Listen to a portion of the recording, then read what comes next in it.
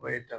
আমি বলবো যে ফিরোজ ভাই অত্যন্ত গুরুত্বপূর্ণ বক্তব্য রাখবেন, কারণ ইতিমধ্যে আমরা লক্ষ্য করেছি সংস্কার কমিশনের সমস্ত রাজনৈতিক দলের নেতৃবৃন্দ অন্তর্বর্তীকালীন সরকারের সাথে সংস্কার নিয়ে কথা বলছে।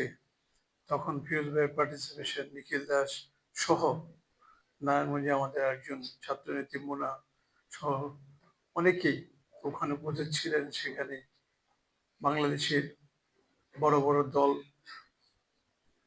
ইসলামিক দলগুলো, বামপন্থী দলগুলো এবং যারা চিন্তা করে নির্বাচন হলেই পরে আমরা ক্ষমতাসীন হয়ে যাব, এরা সকলেই এখানে আছেন। আমাদের জানতে ইচ্ছে করে আসলে যে হচ্ছেটাকে দেশে কি হবে, দেশের এই শাসন ব্যবস্থা কি গতানুগতিক থাকবে, আদৌ সংস্কার হবে, নাকি আন্তর্জাতিক ষড়যন্ত্রের বেড়াজালে আমরা অসহায় হয়ে আমরা পরাধীনতার শৃঙ্খলে আবদ্ধ হয়ে যাব। এই সমস্ত কথাগুলো কিন্তু আজকে ব্যাপকভাবে উচ্চারিত হচ্ছে। শ্রমজীবী মানুষ, নিত্য শ্রমজীবী মানুষ, যেটা কিছু মানে একটা সংজ্ঞা দিলেন যে কাজ না করলে পেটে ভাত জুটে না, এমন মানুষও শঙ্কিত। শঙ্কিত এই কারণে যে আসলে আগামী দিন কি হবে। জুলাই আন্দোলন হয়েছে, আমি সশ্রদ্ধ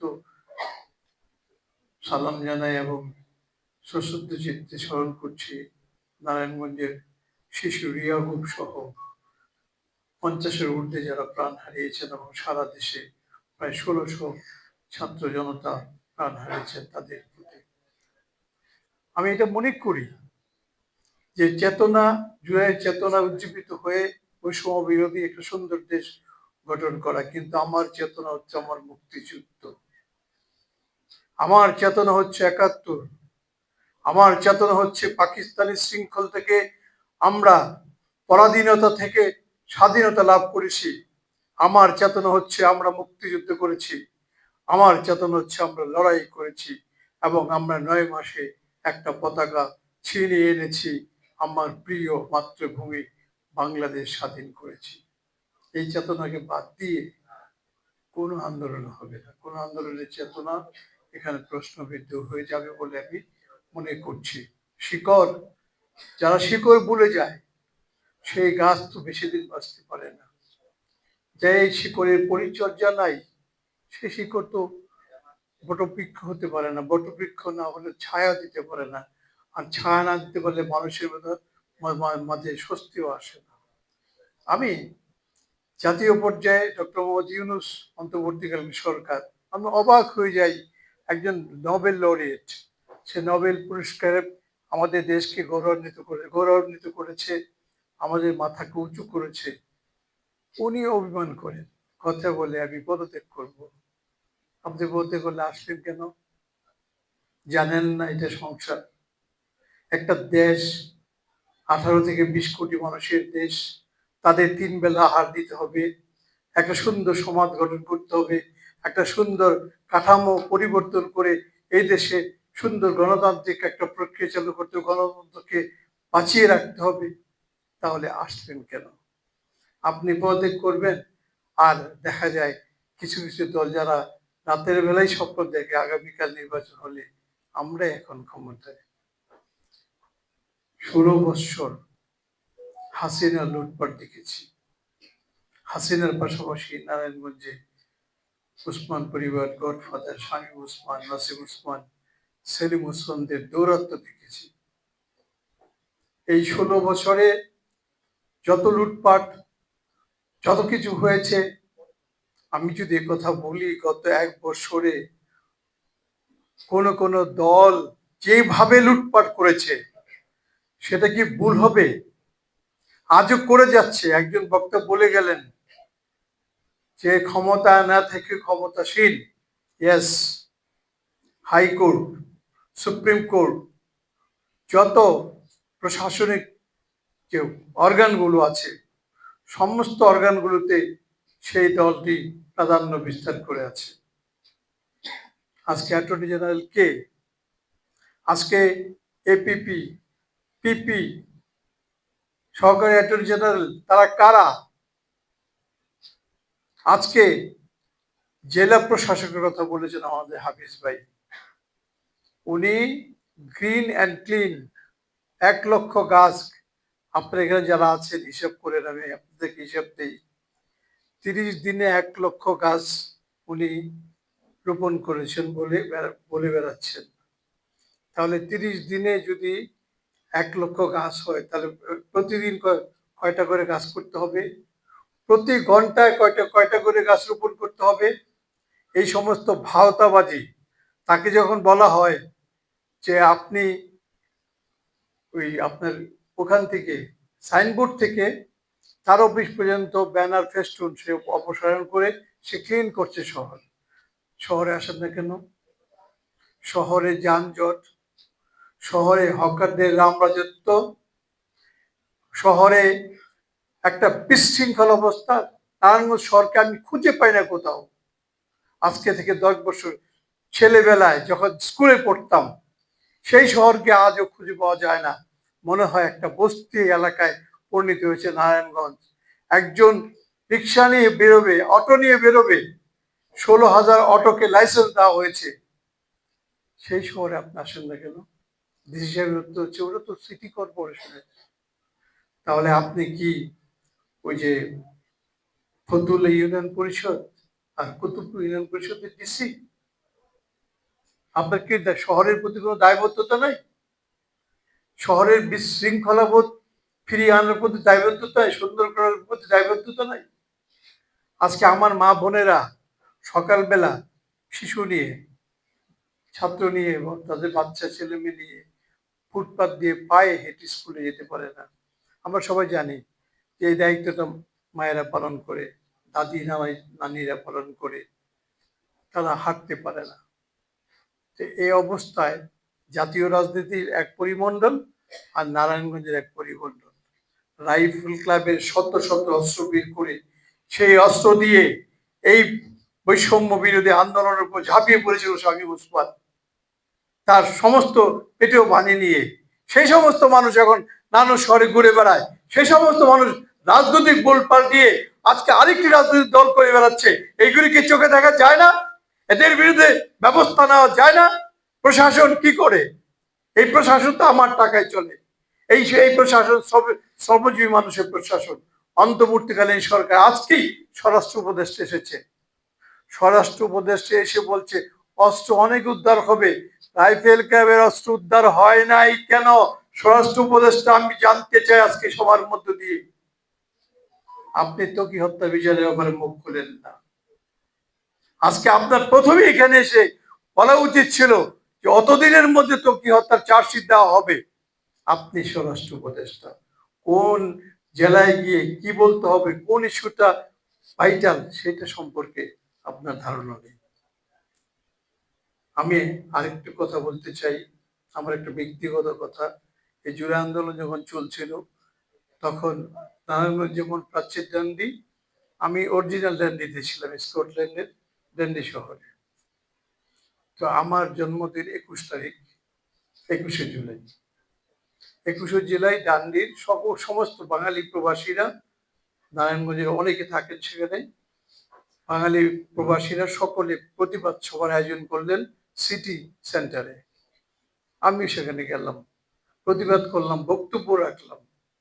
এখন বক্তব্য রেখে যখন দেখি শেখ হাসিনা ওই যে আপনার মেট্রো রেল দিকে কান্নাকাটি করে, আমার ছাত্ররা মৃত্যু শয্যা কাতরাচ্ছে, তাদের কোনো প্রতিক্রিয়া নেই, মেট্রো রেল রেখে কান্নাকাটি করে, বলে এটা অমানুষের কাজ। আর আমি চিন্তা করতেছিলাম তখন যে আমার তো দেশে ফেরার সময় হয়ে গেল, এই যে আন্দোলন করলাম, এখানে গেলাম, দেশে আমি ফিরবো কিভাবে? দেশে ফিরে বিমানবন্দরে তো আমি আটক হয়ে যাব, আবার আত্মীয় স্বজন উদ্বিগ্ন। তারপরে একদিন 5 তারিখ ভোরবেলা আমার ছেলে আমাকে ঘুম থেকে ডেকে বলল যে শেখ হাসিনা পালিয়েছে। এই যে অভ্যুত্থান, এত বড় ত্যাগ, এই ত্যাগ কারা করেছে? এই ত্যাগ করেছে শ্রমজীবী মানুষ, এই ত্যাগ করেছে ছাত্ররা, এ ত্যাগ করেছে কিশোররা, এ ত্যাগ করেছে যে বাচ্চারা আন্দোলনের বুঝে না, তারাও বুকটা পেতে দিয়েছে। আমি দেখেছি একদল পুলিশকে একটা বাচ্চা ছেলে গিয়ে একটার পর একটা করে ঘুষি তার শরীরে আঘাত করতেছে, তার এত আক্ষেপ। সেই শহীদদের জন্য আমাদের কি করেছি। মাইলস্টোনে যে এয়ারপোর্ট আপনার বিমান বিধ্বস্ত হলো, এইখানে একটা অদ্ভুত ব্যাপার যে বিমান বিধ্বস্ত হলো, বিমানটা বিধ্বস্ত হওয়ার পরে তদন্ত কমিটি হলো, তদন্ত কিন্তু কোনো মুখ দেখে না। এই বিমানটা কি নাশকতা নাকি দুর্ঘটনা, এটা আমাদের খুঁজে বের করতে হবে। এখানে রাজনীতি আছে না রাজনীতি নাই, আন্তর্জাতিক রাজনীতির কোনো বিষয় আছে নাই, এগুলো আমাদের খোঁজ করতে হবে। এতগুলো শিশুর প্রাণ গেল, এতগুলো শিশুর প্রাণ গেল, শুধু বার্ন ইউনিটে প্রতিদিন একজন দুইজন করে মারা যাচ্ছে। এতগুলি শিশুর মানে মৃত্যু দেখে আমরা চোখের পানি ফেলছি, কিন্তু আজকে প্রকৃত ঘটনাটা কি সেটা কিন্তু আমরা জানছি না।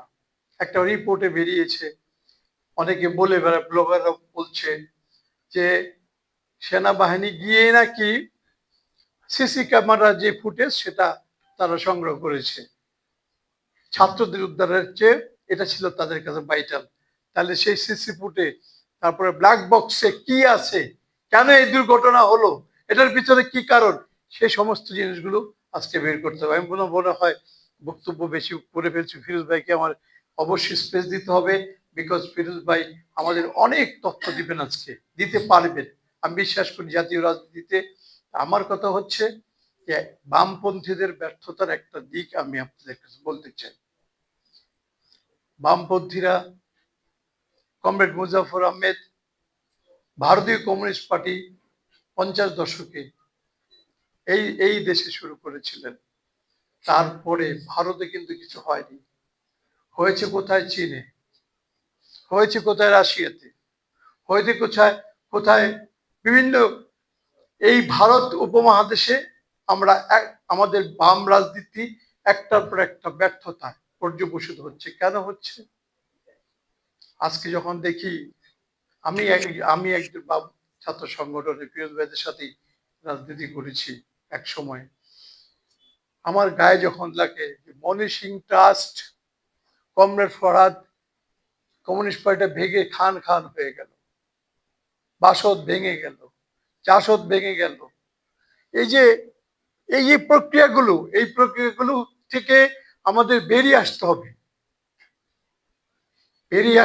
এই কারণে যে আপনারা যদি, এটা আমি এই কথাটা বলতে চাই, যে যখন রুশ চীন বিভক্তি হয়ে গেল, এই দেশে রুশপন্থী চীনপন্থী রাজনীতি শুরু হয়ে গেল, তখন এই সুযোগ নিল শেখ মুজিব। আমার কাগজ এখানে ছেপে পশ্চিম পাকিস্তানে যায়, সেখান থেকে পূর্ব পাকিস্তানে আসে, আমার কাগজ, আমার খাদ্যের দাম, এই যে বৈষম্যগুলো দেখাতে দেখাতে আওয়ামী লীগ জনপ্রিয় দল হলো। আর আমাদের মধ্যে হলো কি? আমাদের মধ্যে হলো দুইটা দল, চীনপন্থী, রুশপন্থী।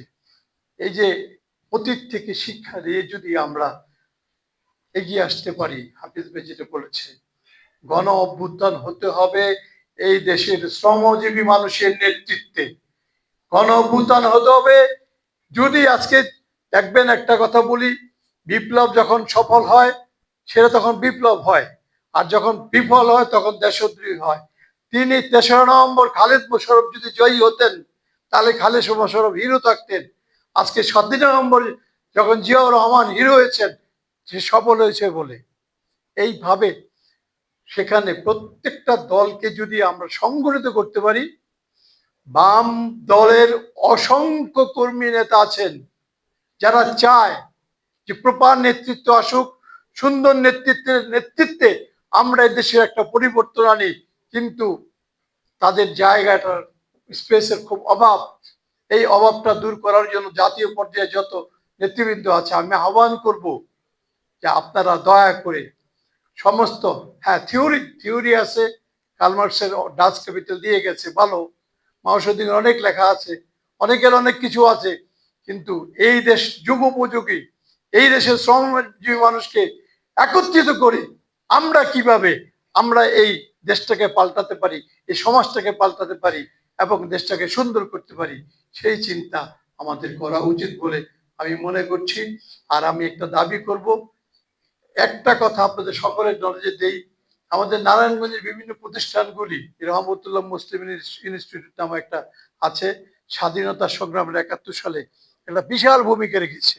এই রহমতুল্লাহ মুসলিম ইনস্টিটিউট থেকে যে নেতৃবৃন্দ আন্দোলন সংগ্রাম পরিচালনা করেছেন, সেই রহমতুল্লাহ মুসলিম ইনস্টিটিউট আজকে ১০ বছর যাবৎ ডিসি সাহেব হাতের মুঠোয় রেখেছেন। একটা আহ্বায়ক কমিটি করেছেন, উনি হলেন আহ্বায়ক, আর ওনার এডিসি জেনারেল হলো ওই আপনার সদস্য সচিব। আর এখানে যত এলআর ফান্ডের মতো এখানে একটা মার্কেট হয়েছে, সিটি কর্পোরেশন দিয়েছে, সেই মার্কেট থেকে প্রতি মাসে অন্তত ৬ থেকে ৭ লক্ষ টাকা ভাড়া আসে। কোটি কোটি টাকা ব্যাংকে জমা আছে। জেলা প্রশাসক বাপের সম্পত্তি মনে করে একের পর এক দান করে যাচ্ছে। এই সম্পদ সহ আরো যে কিছু সমস্ত সংগঠনগুলো আছে, সেই সব সংগঠনগুলোকে আজকে উদ্ধার করার জন্য আজকে আমরা যারা নারায়ণগঞ্জে রাজনীতি করি এবং সামাজিক সংগঠন করি, নাগরিক আন্দোলন করি, আমাদের সকলকে ঐক্যবদ্ধ হওয়া উচিত। আমরা মনে করি যে রহমতুল্লাহ একটা ঐতিহ্যবাহী সংগঠন, এই সংগঠনটাকে ডিসির খপ্পর থেকে বের করা উচিত বলে মনে করি। এবং অনতিবিলম্বে নারায়ণগঞ্জের সমস্যা সমাধানের জন্য আপনারা আরেকটা ব্যর্থতা, এখানে যারা বসে আছেন আপনারা প্রশাসনের সাথে যোগাযোগটা কম রাখেন। আপনারা রাজপথে আছেন, কিন্তু প্রশাসনকে যে সমস্ত চাটকদাররা ঘেরাও করে আছে, এই চাটকদার কাছ থেকে প্রশাসনকে মুক্ত করে এই প্রশাসনের কর্মকর্তাদের দিয়েই নারায়ণগঞ্জের ভালো কিছু করতে হবে বলে আমি মনে করি। সবাইকে সালাম, সবাইকে অভিনন্দন।